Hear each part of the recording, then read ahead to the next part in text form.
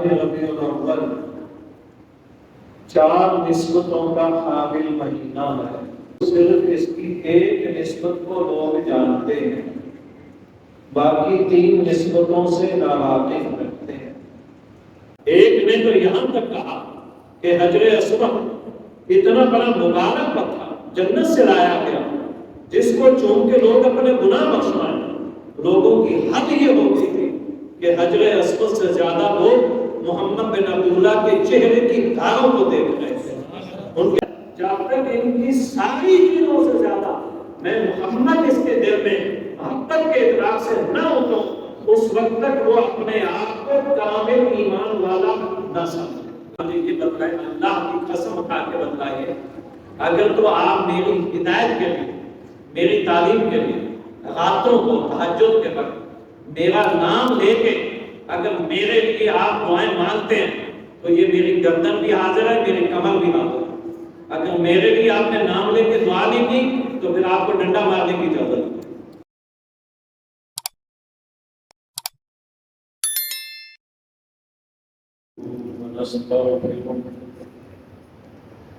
ونؤمن به ونتوكل عليه ونعوذ بالله من شرور انفسنا ومن سيئات اعمالنا من يهده الله فلا مضل له ومن يضلل فلا هادي له ونشهد ان لا اله الا الله وحده لا شريك له ونشهد أن سيدنا وسندنا وشفيعنا ورفيعنا ومأوانا وملجأنا وحبيبنا وطبيب قلوبنا محمدا عبده ورسوله أما بعد فأعوذ بالله من الشيطان الرجيم بسم الله الرحمن الرحيم لقد جاءكم رسول من أنفسكم عزيز عليه ما عنتم حريص عليكم بالمؤمنين رؤوف رحيم فإن تولوا فقل حسبي الله لا إله إلا هو عليه توكلت وهو رب العرش العظيم قال الله تبارك وتعالى في مقام آخر إنما يخشى الله من عباده العلماء صدق الله العلي العظيم وصدق رسوله النبي الكريم قال النبي صلى الله عليه وسلم إنما بعثت لأتمم مكارم الأخلاق او كما قال رسول الله صلی اللہ علیہ وسلم۔ میرے نہایت ہی قابل سمع کرام بزرگوں اور بھائیوں، اسلامی سال ہجری 1445 ہجری کا یہ تیسرا مہینہ جس کی آج 21 تاریخ ہے، اور یہ ماہ ربیع الاول 4 نسبتوں کا حامل مہینہ ہے، جس کو ایک مخصوص ہمارے طبقے کی وجہ سے اس کو صرف اس کی ایک نسبت کو لوگ جانتے ہیں، باقی 3 نسبتوں سے ناواقف رکھتے ہیں۔ ایک زمانہ تھا لوگ صدیوں سے تمہارے باپ دادا اس کی 3 نسبتوں میں سے ایک اور نسبت سے اس کو اپنی زبان میں جانتے تھے۔ ربیع الاول کو وہ 12 وفات کا مہینہ کہتے تھے۔ آج کل ہم صرف اور صرف آپ صلی اللہ علیہ وسلم کی پیدائش کے حوالے سے جانتے ہیں۔ نبی پاک صلی اللہ علیہ وسلم کی اس مہینے کے پہلے عشرے میں ولادت ہے، دوسرے عشرے میں آپ صلی اللہ علیہ وسلم کی وفات ہے، اور دوسرے عشرے کے اخیر میں آپ صلی اللہ علیہ وسلم کو پہلی 5 آیتیں جو قرآن کریم کی نازل ہوئی اقرأ بسم ربک الذی خلق خلق الانسان من علق اقرأ وربک الاکرم الذی علم بالقلم علم الانسان ما لم یعلم۔ یہ 5 آیتیں بھی ربیع الاول سے روایات کے مطابق ان کی بھی نسبت نزول کی، گویا کہ دنیا انسانیت کو تعلیم کا جو پہلا سبق امام الانبیاء کے سینے پہ جو اتارا گیا وہ ربیع الاول میں، اور چوتھی نسبت اس کی اصل جو سب سے زیادہ روئے زمین پر جس کو شہرت بھی ہوئی، دنیا کی تحقیقی کتابوں میں جو سب سے زیادہ اجاگر ہوئی، وہ نسبت ہے آپ صلی اللہ علیہ وسلم کی ہجرت، وہ بھی ربیع الاول۔ اور عجیب بات یہ ہے کہ ہجرت کی ابتدا بھی ربیع الاول میں ہے، اور مدینہ میں آپ صلی اللہ علیہ وسلم کی پہنچ جو ہے وہ بھی ربیع الاول میں، اور 29 ربیع الاول کو آپ صلی اللہ علیہ وسلم مسجد قباء کی بنیاد رکھتے ہیں۔ گویا کہ اسلام کی پہلی مسجد کی بنیاد بھی ربیع الاول میں۔ جب ہم ان چیزوں پہ نظر ڈالیں تو ہمارا یہ فرض بنتا ہے کہ آپ صلی اللہ علیہ وسلم کا ہر پہلو، ان میں سے سب سے پہلا جو پہلو ہے ولادت کا، وہ تو ایک ایسا پہلو ہے جو دوست دشمن اپنا پرایا کوئی بھی اس حقیقت کا انکار نہیں کر سکتا، اس پر تو کوئی اختلاف ہے ہی نہیں۔ آپ صلی اللہ علیہ وسلم کے مورخین نے، سیرت نگاروں نے اس پہلو کو 2 حصوں میں تقسیم کیا، کہا ایک آپ کی روحانی ولادت ہے، ایک آپ کی جسمانی ولادت ہے۔ جسمانی ولادت جو ہے وہ پہلے عشرے میں ہے، اور روحانی ولادت جب وحی کا پہلا نزول ہوتا ہے وہ 40 سال کے بعد جو آپ کی روح کی جو ولادت ہے، جو آپ صلی اللہ علیہ وسلم کے دوسرے لفظوں میں نبوت کی جو آغاز ہے، وہ بھی ربیع الاول میں۔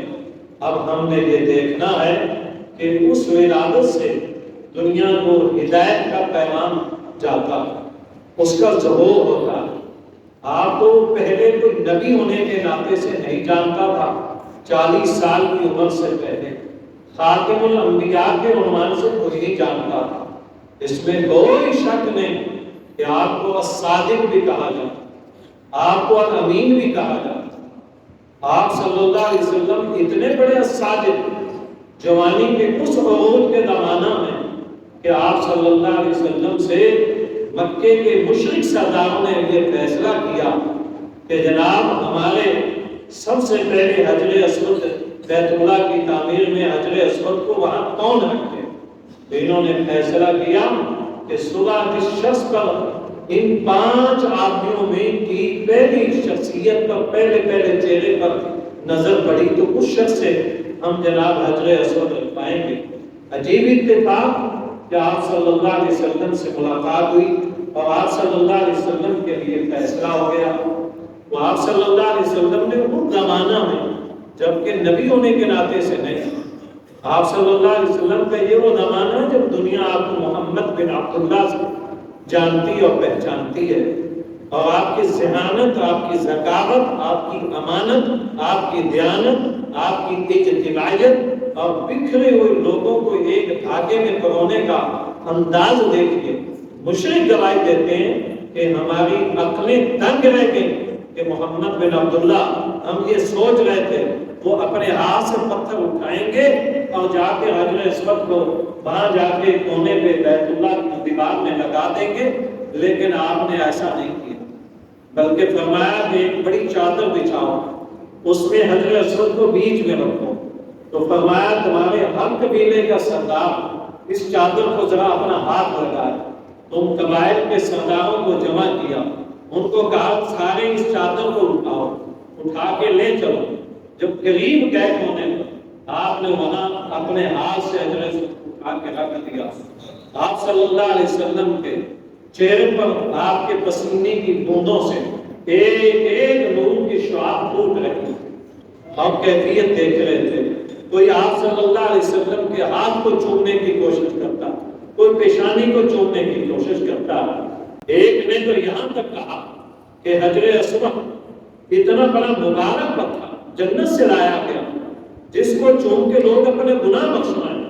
لوگوں کی حد یہ ہوتی تھی کہ حجر اسود سے زیادہ لوگ محمد بن عبداللہ کے چہرے کی دھاروں کو دیکھ رہے تھے، ان کے پسینے کی بوندوں کو دیکھ رہے تھے، کیفیت کو دیکھ رہے تھے۔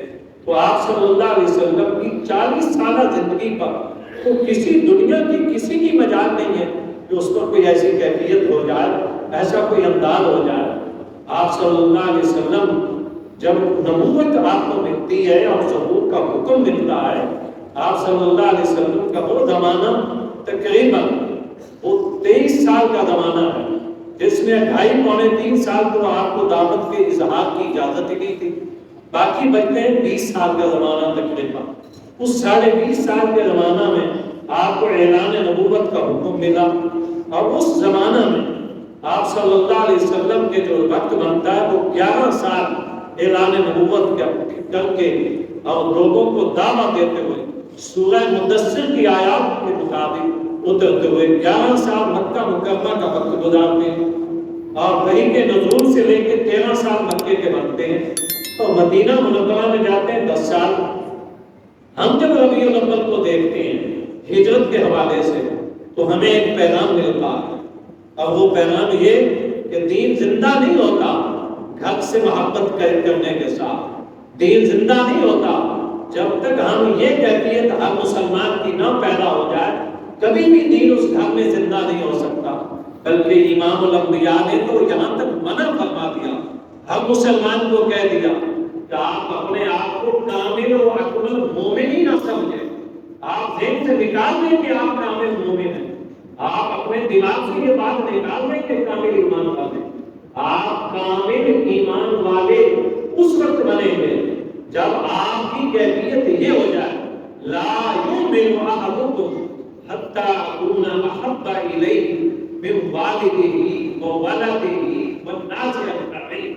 اس پر ہر امتی کا امتحان ہے، ایک عالم کا بھی امتحان ہے، شیخ وقت کا بھی ایمان ہے، ایک ادنا سا غریب ترین مسلمان اس کا بھی امتحان ہے کہ جناب ہمارے لیے ایک دستور جو بنا دی گئی، آپ ہمارے لیے معیار بنا دیا، اب اس کے لیے ہمارے پاس کائنات میں کوئی لیبارٹری نہیں ہے کہ جہاں ہم اپنے آپ کو چیک کرانے کے لیے جائیں۔ اس کے لیے میرا آپ کا دل آدھا مفتی ہے، ہر ایک مومن کا، اب وہ اپنے ہی دل کے اندر گریبان میں جھانک کے ذرا اس اعتبار سے چیک کرے کیا میں واقعتاً وہ مومن ایمان والا ہوں جو رسول اللہ صلی اللہ علیہ وسلم نے فرمایا تم میں سے کوئی شخص اس وقت تک کامل اکمل ایمان والا نہیں ہو سکتا جب تک وہ اپنی اماں سے زیادہ، اپنے ابا سے زیادہ، اپنی اولاد سے زیادہ، اپنے مال و متاع سے زیادہ، اپنی دکان ساز و سامان سے زیادہ، اپنی سرائیوں سے زیادہ، اس کو جو بھی اس دنیا کی زندگی میں اس کی آنکھ، اس کے دماغ کو کوئی چیز محبوب ہے، پسند ہے، جب تک ان کی ساری چیزوں سے زیادہ میں محمد اس کے دل میں محبت کے اعتبار سے نہ اتروں، اس وقت تک وہ اپنے آپ کو کامل ایمان والا نہ سمجھے۔ ہرگز وہ نہیں ہے، وہ اپنے آپ کو دھیان کرے، ایسے موقعوں پر اس پر امتحان ہوگا۔ صحابہ اکرام اس امتحان سے پورے اترے۔ ایک صحابی رسول تو ایسے ہیں کہ جو سب سے زیادہ جری انسان ہے صحابہ میں، سب سے زیادہ جری، لیکن اس فرمان کو سننے کے بعد ان کا وجود کام تھا، اور آپ صلی اللہ علیہ وسلم کے سامنے کھڑے ہو کر کہتے ہیں آقا کو آپ نے جملہ فرمایا میں اپنے اندر اس معیار پر میں اپنے اندر ایمان محسوس نہیں کرتا۔ پھر کہتے ہیں عمر کیا بات کہہ رہے ہو؟ پھر انہوں نے وہی کہا، پھر کہا اچھا ادھر آؤ چلو، حضور قریب کرتے ہیں، گلے لگاتے ہیں، سینے سے گلے لگاتے ہیں، ذرا دبایا، آج دبانے کا سٹائل وہ ہے، آج خود قریب کیا ہے۔ صحابہ اکرام سب دیکھ رہے ہیں، کبھی جبرائیل نے رسول اللہ صلی اللہ علیہ وسلم کو کہا اقرا، حضور فرماتے میں تو پڑھا ہوا نہیں، پھر کہا پڑھیے نہیں، حضرت جبرائیل نے حضور صلی اللہ علیہ وسلم کو پکڑ کے دبایا. حضرت عمر فرماتے ہیں میرے آقا نے جو مجھے دبایا، جو مجھے لذت آئی، شاید دنیا میں کسی کو وہ لذت آئی ہوگی. جب مجھے چھوڑا تو حضور فرماتے ہیں کہ آپ بتاؤ عمر کیا خیال ہے؟ کہ اب میں کہہ سکتا ہوں میں وہ ایمان والا ہوں جو آپ کرتا ہوں. اب میں کہہ سکتا ہوں، اب میرے نگاہوں میں میری اماں، اب میرے نگاہوں میں میرا ابا. ہماری ایمان کی پہچان ملی تو رسول اللہ کے ساتھ ان کی عزت و احترام کا قاعدہ ضابطہ ملا ان کے صدقے. جب ہر ایک کو رسول اللہ صلی اللہ علیہ وسلم کے صدقے ان کی پہچان ملی تو پھر ان کا حق کیوں نہ ہو؟ سب سے زیادہ حق ان کا ہے. اور یہ تکوینی امور ہے.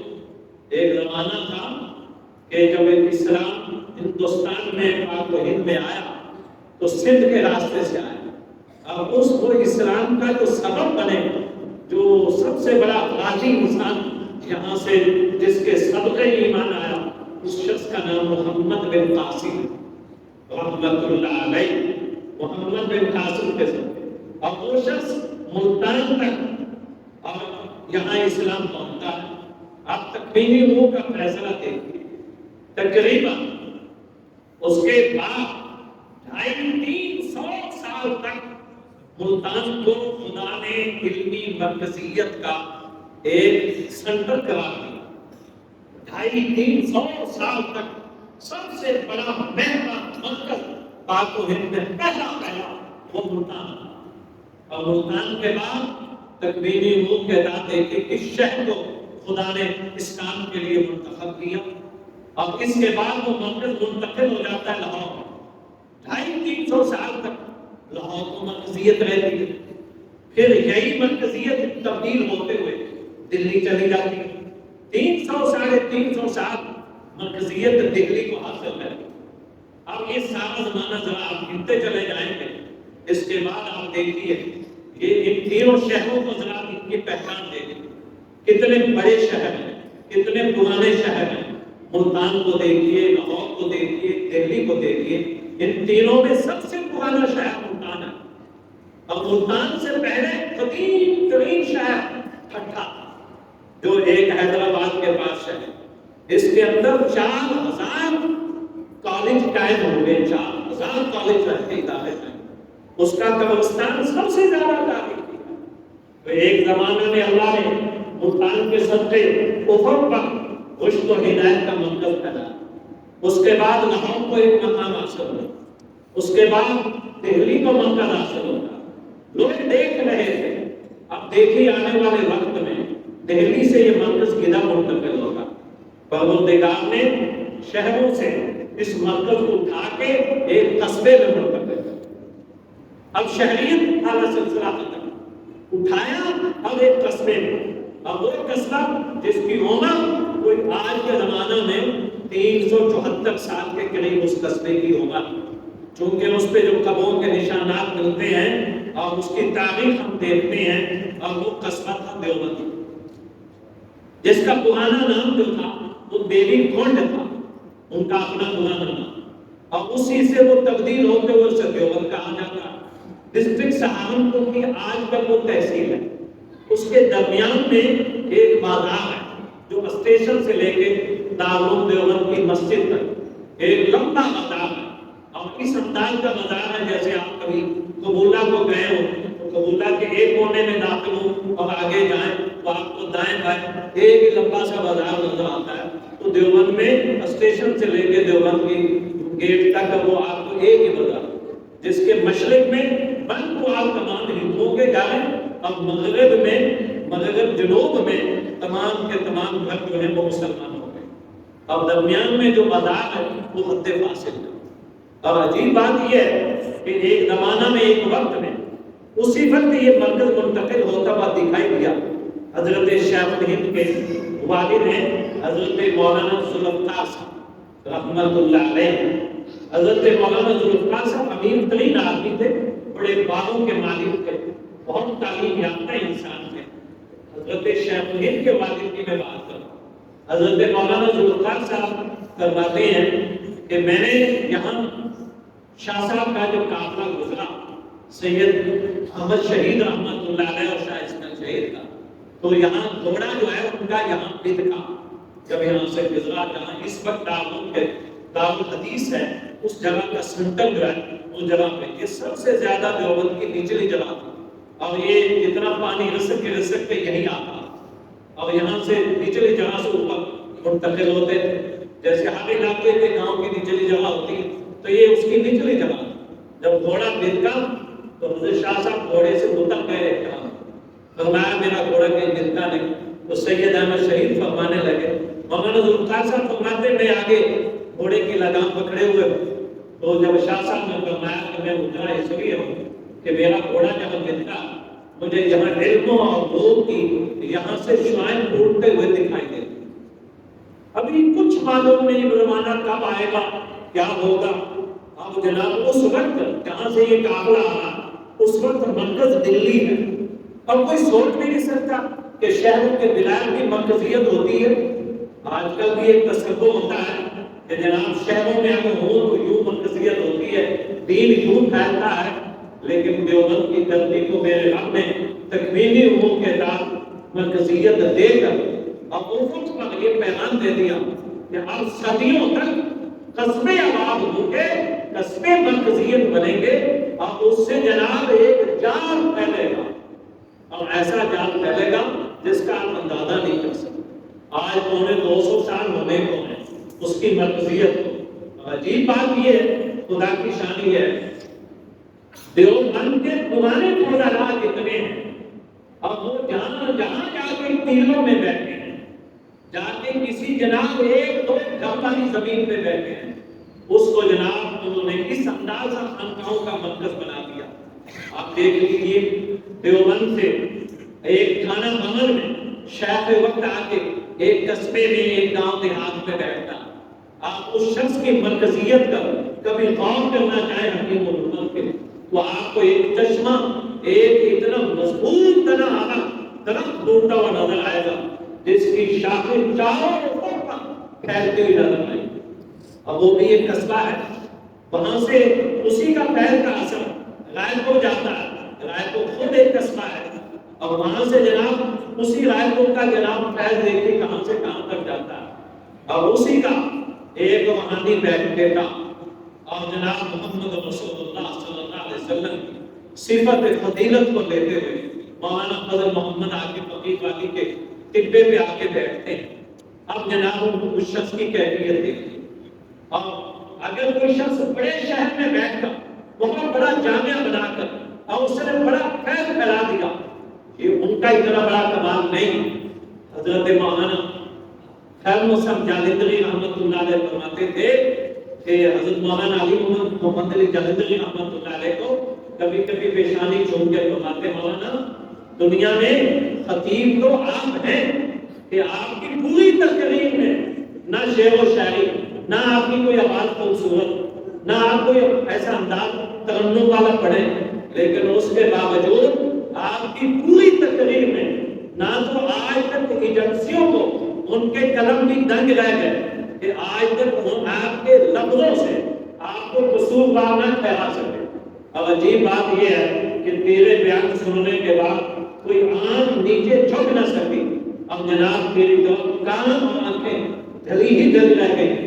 اور حضرت مولانا محمد علی جالندری رحمۃ اللہ علیہ کا یہ مقام تھا، حضرت مولانا فرماتے تھے کہ ہمارے دیوبند میں اور حضرت حاجی صاحب کے قافلے میں سید الطاہرہ حضرت حاجی امداد اللہ مہاجر مکی رحمۃ اللہ علیہ، یہ تو وہ لوگ ہیں جہاں جہاں یہ لوگ پہلے انہوں نے شہروں کو علم و عمل کے نور کے مقابلے میں ان کو مات کر دیا، اور ایک گاؤں دیہات کی زندگی کو شہروں سے زیادہ نور سے منور ہوتے ہوئے آسمان کے افق پر دیکھا۔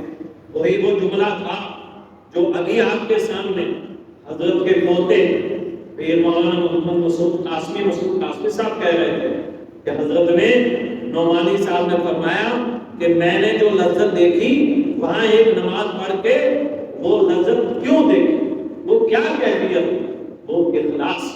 دو چیزیں ان کے دادا ابا میں ایسی تھیں جو تمام میں اور آپ اس کا اندازہ نہیں کر سکتے۔ ان کا اندازہ شیخ الہند کے شاگرد کرتے تھے، ان کا اندازہ حضرت مدنی کے شاگرد کرتے تھے، ان کا اندازہ حضرت کے رائے پور کے لوگ اندازہ کرتے تھے، ان کا اندازہ حکیم الامت حضرت تھانوی رحمۃ اللہ علیہ فیض یافتہ ان کے چہرے کو دیکھتے وہ اندازہ کرتے تھے۔ مولانا نے دو خصوصیتیں ایسی تھیں جو ان کو کبھی بھی سردار بڑیا کتنا ہی کوئی آدمی شہزادہ نوابوں کا کیوں نہیں، جو ان کو کسی بھی اپنے لاؤ لشکر کی کیفیت کے سامنے نہ ان کو خرید سکا، نہ ان کو جھکا سکا، نہ ان کو مغلوب کر سکا۔ اب وہ اپنی سادگی کے حسن میں وہ اسی طرح کا حسین ہے، وہ لاؤ لشکر کے ساتھ اس حسن میں نہیں جو وہ اپنی پرانی سی چپل پہن کر، سادہ سا خدر کا لباس پہن کر جو اس کی کیفیت میں حسن تھا۔ وجہ کیا؟ اس شخص میں ایک اخلاص تھا، اب اس میں امیر غریب ایمان والوں کی محبت اس کے قلب میں ایسے تھی کہ جس مسلمان کے غریب سے غریب کسی کے بچے کے چہرے پر نظر پڑ جاتی تو کسی کی ماں کو اپنے بچے سے ایسی محبت نہیں تھی جو مولانا فضل محمد صاحب کو، اس بچے کو، چھوٹا سا بچہ ہے، اس کا ہاتھ پکڑتے ہیں، انداز ایسا ہوتا ہے شاید مولانا کا کوئی دوست ہے اور اس کو بڑا پیار، اور پیار کس انداز میں؟ کبھی حضرت انس کی سنت، آپ صلی اللہ علیہ وسلم کی سنت، حضرت انس کی اداؤں کو زندہ کرتے، روٹی کا نوالہ اٹھاتے ہیں، خود منہ میں ڈالتے، کبھی اکیلے بیٹھ کے پوچھتے ہو بچے تیرا نام کیا، تیرے ابا کا کیا نام، کبھی تہجد میں رو کے مانگتے۔ اس پر مجھے ایک لطیفہ یاد آیا، ہمارے بہت سینئر ساتھی تھے، حضرت مولانا توسیع صاحب کے بیٹوں کے ساتھی تھے، حضرت مولانا قاری صاحب اور شجاعت کے تھے، اور انہوں نے ان کے مدرسے میں قاری صاحب نے ایک بچے کو ذرا ڈنڈا اٹھایا، غصے سے ذرا پٹائی کر رہے، دو تین بچوں نے تو اپنے پٹائی کے لیے، ایک بچہ جو ہے جلدی سے اٹھ کر کھڑا ہو گیا، کہنے لگا پٹھانوں کی زبان میں اس نے کہا وہ استاد جی ذرا اپنا ہاتھ کرو، کل ہے کہ اللہ خیر ہے، آج یہ بگڑ گیا، اب مجھے کہتا ہے استاد جی ذرا خاموش، میں وہ کے لیے انہوں نے ہاتھ کہ اس کے سٹائل سے کہنے کے انداز سے جب وہ کے لیے کہنے لگے پہلے میری بات سن لو، پھر جیڑا کسی میں نے چلنا وہ چنا دو، اس کو بات۔ اب انہوں نے پوچھا کہ ہاں میرے بیٹے بتاؤ کیا بات؟ کہنے کی بات یہ ہے استاد جی آپ مجھے یہ بتلائیں، اللہ کی قسم اٹھا کے بتلائیے، اگر تو آپ میری ہدایت کے لیے، میری تعلیم کے لیے راتوں کو تہجد کے وقت میرا نام لے کے اگر میرے لیے آپ دعائیں مانگتے ہیں تو یہ میری گردن بھی حاضر ہے، میری کمر بھی حاضر ہے، اگر میرے لیے آپ نے نام لے کے دعا نہیں کی تو پھر آپ کو ڈنڈا مارنے کی اجازت ہے۔ اور یہ جملہ سننا تھا، انتہائی خطرناک کا ایسا غصہ ہے جن کا کبھی غصہ کرتا نہیں، یہ جملہ سنتے ہی ان کے ہاتھ سے ڈنڈا نیچے گیا، ان کی آنکھیں بہہ گئی۔ اب ڈنڈا کو کیا مارنا تھا؟ اب اس بچے کو قریب کیا، اس کے پیشانی جو بھی، کہا کہ بیٹے آپ زندگی پر اسی پر ہاتھ اٹھاؤں گا جس کے لیے ماں سے پڑھ کر راتوں کو مانگو۔ اب وہ کیا کہتا ہے؟ کہتا استاد جی جب آپ ہمارے لیے اس کا مانگیں گے تو پھر مانگ ٹوٹر کی نوبت ہی نہیں آؤں، پھر اسی ویسے ہی سیدھے ہوتے، آپ کی دعائیں بند نہیں کریں گی۔ یہ ایک حقیقت ہے، کتنے لوگ ایسے ہوں گے آپ کے اس وقت مسجد سے فیض یافتہ، مدرسے سے فیض یافتہ، اور کتنے باپ دادا تمہارے ہوں گے، لیکن اگر آپ اس پر غور کریں، خالی ایک مرتبہ مولانا فضل محمد صاحب کی تمہارے باپ دادا کی نگاہ پڑھنے سے یا ان کے ساتھ بیٹھ کر کھانا کھانے سے تو تیسری پشت تک ان کی اس نورانیت کو آج تیسری پشت تک محسوس کر رہے ہو، اور آپ میں اور آپ باپ دادا کی آئی ہوئی وراثت کو بھول جائیں گے، اور یاد رکھو میرے اللہ کے ہاں وہ لسٹ ویسے چلی آ رہی ہے کہ ابھی کس کے خیر اور نور سے تمہارا گاؤں دیہات میں بیٹھنا، قریب شہر نہ ہو، قریب بازار نہ ہو، منڈیاں نہ ہو، اور ایسے وقت میں جب آندھی چلے تو ریت اڑ کے پڑے، اور سردی آئے تو سردی کی شدت اتنی ہو، گرمی آئے تو جناب کوئی سایہ دار درخت قریب سے جلدی نہ ہو، اس گرمی کو برداشت کیا ہو، اس سردی کو برداشت کیا ہو، اور جناب اس پیشانی کو رگڑا ہو، کبھی پکے اور اس قسم کے مکانات، ایسی مسجد جو آج ہوتا کی زندگی میں جس انداز کی، آج ان کا تو عکس مسجد نبوی کی کھجور کی چھتوں والا عکس پیش کر رہی تھی. انہوں نے تو اس انداز سے محنت کی، اسی محنت کا پھل ہے تو آج آپ میرے اندر ایمان کی وہ کیفیت.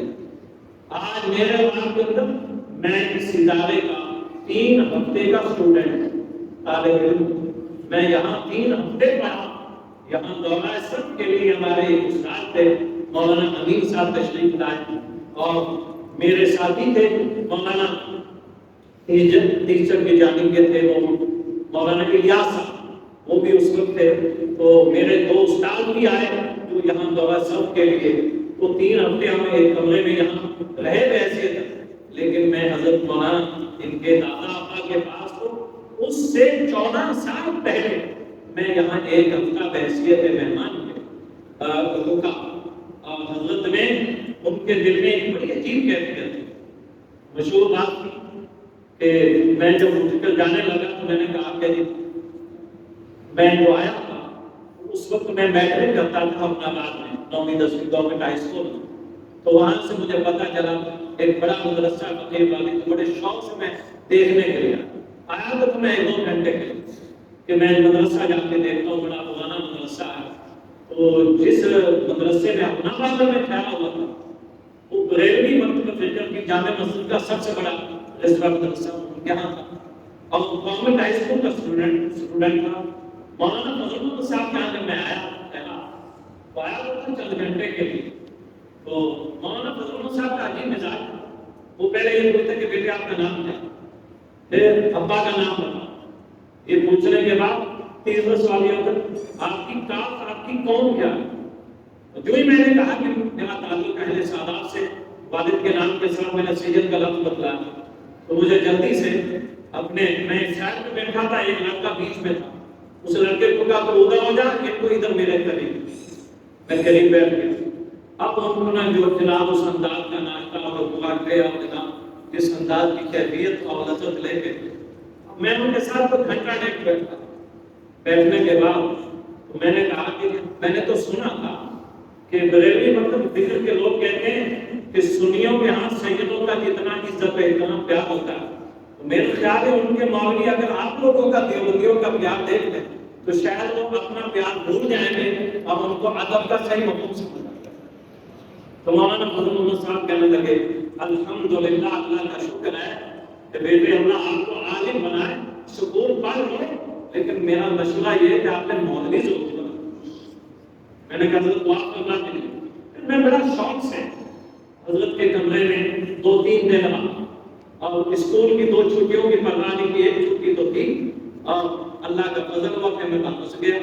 تو اس وقت سے حضرت مولانا کے لیے جب بھی میں آتا وہ اسی نگاہ سے آتا. پھر ان کے والد کو جو اپنائی حضرت مولانا محمد قاسم صاحب رحمۃ اللہ علیہ، اب رحمۃ اللہ علیہ کہتے ہوئے بھی ایک جھجک سی ہوتی ہے کہ ایسے معلوم ہوتا ہے جیسے وہ چلتا پھرتا زندہ انسان اپنے پیار میں اور اپنے اس ماحول میں. آج اللہ کا لاکھ لاکھ شکر ہے، مولانا کی تواضع، مولانا کی عاجزی، مولانا کی انکساری، وہ ایک اپنے باپ کی صحیح معنوں میں آئیڈیل حقیقی تصویر، تواضع میں اپنے ہم عمروں میں وہ یکتا. اس حد تک آگے کا انسان. اب مجھے اس وقت اتنا حیا آتا، مولانا نے سادہ حکم دیا. اب مجھے یہ بات پوچھی، مجھے سب تکلیف تھی، مجھے سبوں سے بولنے کی تکلیف تھی اور پٹھوں کی تکلیف تھی، لیکن میں نے اپنی تکلیف کا اظہار کرتے ہوئے شرم آئی کہ میں ان پر کوئی احسان بتاؤں. فوراً یاد آیا کہ ان کے والد صاحب اور تکلیف کی عادت میں میرا نام سن، کبھی ہمنا آباد آ رہے، کبھی کہیں آ رہے، کبھی کہیں آ رہے، شاید ان کی روح خوش ہوگی. میں نے کہا میں آتا ہوں انشاءاللہ، آتا ہوں، رکھ لیں پروگرام جو بھی ہے، میں آتا ہوں. یہاں آ کے میں نے وہ بھی ابھی اٹھتے ہوئے مسجد میں آتے ہوئے میں نے بات بتلائی. تو یہ تمام چیزیں جو آپ کو ایک اپنائیت میں، محبت میں، آج بڑے بڑے لوگ آج آپ کو مت نظر آ رہی، پیچھے ان کی روح میں کام کرنا ہے. پیچھے ان کے اخلاص کا کام ہے۔ ایک خط کا میں حوالہ دیتا ہوں آپ کو، اس سے اندازہ ہوگا۔ سر سید نے ایک خط لکھا حضرت نانوتوی کو، سر سید کا نام سنا ہوگا آپ نے، اور انہوں نے علی گڑھ کے وہ بانی ہیں، انہوں نے خط لکھا۔ کن کو لکھا؟ حضرت مولانا نانوتوی کو، حضرت حجت الاسلام مولانا قاسم نانوتوی رحمۃ اللہ علیہ۔ حضرت نانوتوی نے تو خط کیا لکھا کہ جی میرا جی یہ چاہتا ہے دیوبند کے طالب علم جس انداز سے یہ مرکزیت ہے، جو یہ چیز ہم یہ چاہتے ہیں، اسی قسم کی مرکزیت علی گڑھ میں ہم ایسی ہی کیفیت چاہتے ہیں، اور یہ چیز چاہتے ہیں۔ تو حضرت نانوتوی رحمۃ اللہ علیہ نے فرمایا ہمیں اصلی تعلیم سے اختلاف نہیں ہے، البتہ اصلی تعلیم جس سائے میں داخل حاصل کی جائے گی اس سائے سے اختلاف، اصلی تعلیم سے اختلاف نہیں ہے، اسکول پڑھنے سے اختلاف نہیں ہے، کالج یونیورسٹی کی سائنس کی انگریزی کی تعلیم سے اختلاف نہیں ہے۔ میرے آقا نے ہنر کی تعلیم کے لیے صحابہ کو اجازت دی، لیکن کسی ایسے سائے میں اگر حاصل کی جائے جو بچہ پڑھ رہا ہے اصلی تعلیم، وہ ہنر سیکھنے کے بعد اس کی تہذیب بھی بدل جائے، اگر تہذیب بدل جائے تو ہمیں ایسا سایہ نہیں چاہیے، ہمیں سایہ مصطفیٰ چاہیے، ہمیں رحمت للعالمین کا سایہ چاہیے۔ ہمیں اس ظالم جابر انگریز کی سرپرستی میں، انگریز کا سائے میں ہے تو ہم اصلی تعلیم کی کالج یونیورسٹی ادارہ یہ ہمیں نہیں چاہیے۔ اگر اس کے سائے میں ہوئے تو نیچے والے لوگ جب نکلیں گے تو وہ دیندار نہیں ہوں گے، وہ بے دین ہوں گے، وہ دین کے دشمن ہوں گے، وہ ایسے نہیں ہوں گے۔ اور فرمایا قائم کیجئے، ہمیں بڑی خوشی ہوگی۔ اور سر سید صاحب نے لکھا، آگے دوسرا خط لکھا، جب گیا کہنے لگے حضرت یہ میں سارا کچھ کر لوں، لیکن میرے رفقا یہ کہتے ہیں کہ جناب محمد قاسم جیسا اخلاص اور تقویٰ سر سید صاحب وہ کہاں سے لائیں گے؟ جب تک وہ نہیں ہوگا تو عمارت کبھی بھی، سرمایہ کبھی بھی، جناب محدثین کبھی بھی، نیک صالح لوگ محب وطن نہیں پیدا کیے جا سکتے۔ محب وطن کے لیے بھلے کوئی ایک غیر مسلم ہی کیوں نہ ہو، جب تک اس میں وہ اخلاص اور وہ جناب نجی کیفیت نہ ہو۔ اب حیران ہوں گے، دہریہ قسم کا آدمی انقلاب لاتا ہے، رشیا دہریہ انقلاب لاتا ہے، انقلاب کے بعد جب پہلی ان کی مجلس ہوئی اظہار تشدد کے طور پہ، انقلاب کے بعد پہلے اس کے لیے انقلاب لانے والے بانی کے نیچے چھوٹا سا قالین کا ٹکڑا بچھایا اور اس نے قالین کا ٹکڑا اٹھا دیا۔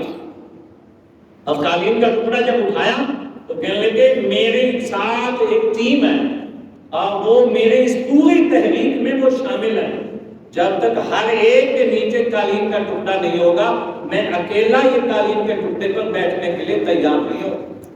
حالانکہ وہ دہریہ ٹائپ کا، اور آگے کیا کہتا، آگے بڑھیے جی، کہنے لگے کہ کیا یہ چیز جناب نے کیسے سیکھی؟ کہنے لگے کہ ہم محمد عربی کو مانتے تو نہیں ہیں، لیکن اس کے اصول انسانیت کے انقلاب کے لیے محمد کا طریقہ یہ تھا، وہ جس درخت کے نیچے بیٹھتا تھا اسی انداز سے بیٹھتا ہے، وہ اپنے وفاقہ میں فرق نہیں ہونے دیتا۔ بس ایک چیز ایسی تھی، دور سے لوگ پہچانتے تھے، اس کا سر اونچا نظر آتا تھا، لوگ پہچانتے تھے کہ یہ محمد ہیں، یہ غیر مسلم، یہ دہریہ ہے۔ آپ صلی اللہ علیہ وسلم کا انداز اللہ نے موجزانہ شان دیا۔ آج میرے پیارے ہمیں اسلاف جیسا اخلاص بھی چاہیے، ہمارے لیے مشعل راہ ہے۔ ہمیں وہ جب تک اخلاص، جب تک وہ تقویٰ، جب تک رضا الہی، جب تک یہ چیزیں نہیں آئیں گی اس وقت تک ہم انقلاب برپا نہیں کر سکتے۔ مولانا فضل محمد صاحب نے اس چیز کے لیے آئیڈیا مثال ہیں، اور ان کے وفقا، ان کے معاصر دیوبند سے چل چل کے آئے۔ کون سی کمی تھی دیوبند میں، کون سی ندوہ میں کمی تھی، کون سی دلی میں کمی تھی، اور وہ یہاں آگے ایک چھوٹی سی مسجد میں نماز پڑھے، اور وہ جناب ان کے ایک خط پہ سارے دو دو چار چار چلے آئے، دارالدیوبند کا محکم چلا ہے، وجہ یہ ہے کہ اس کے پیچھے مولانا فضل محمد صاحب کی آنکھ نے اپنے اکابر بزرگوں کو جب دیکھتے تھے تو میں کتابوں میں تو ہر ایک پڑھ لے گا، سبق سنا لے گا، لیکن میری آنکھیں ڈھونڈتی ہیں میرے استاد کا اخلاص اور تقویٰ کیسا، میں اس کی نقل کیسے اتاروں؟ تو میری آپ سے درخواست ہے، آپ حضرات چاہے یہاں کے بچے آج کا طالب علم ہے، چاہے سابقہ طالب علم ہے، چاہے ادارے کے معامل ہیں، آپ حضرات کی اس محبت کو اللہ مزید سچا بنائے۔ اپنے گھروں میں انقلاب اگر لانا چاہتے ہو تو جب تک اپنی ذات کو مٹا کے دوسرے کے لیے حساب کی جگہ نہیں دیں گے اس وقت تک آپ اس کے دل کے اندر نہیں اتر سکتے۔ اس کے دل میں اترنا ہے تو حساب چاہیے، حساب کے مثال آپ اپنے قریب بانی ادارہ کو اس کی زندگی کو پڑھیے، انشاءاللہ اللہ کے فضل و کرم سے بہت کچھ پائیں گے۔ اب مجھے خوشی ہے کہ مجھے مولانا نے ربیع الاول میں ہی بلایا اور مجھے مسجد قباء کی بنیاد یاد آئی اور اخیر اشرا شروع ہوا، آج اس کا پہلا دن ہے اور اس کے لیے اس کی مزید توسیع اور اس کی زیب و زینت کے لیے اور جو بھی آج کام کا آغاز کرنے لگے تو بہرحال شاید ہمارا یہ سبق یہ انداز ہمارے لیے بخشش کا، اور حضرت کے دادا، حضرت کے والد، حضرت کے اکابر اور ان کی روح یقیناً ہم پہ خوش ہو گئی ہوگی اور ان کی روح کا یقیناً ہمیں فیض پہنچ رہا ہوگا۔ آخر میں اپنی آپ حضرات کی توجہ پر شکریہ ادا کرتا ہوں۔ سبحانک اللہم و بحمدک اشہد ان لا الہ الا انت استغفرک و اتوب الیک۔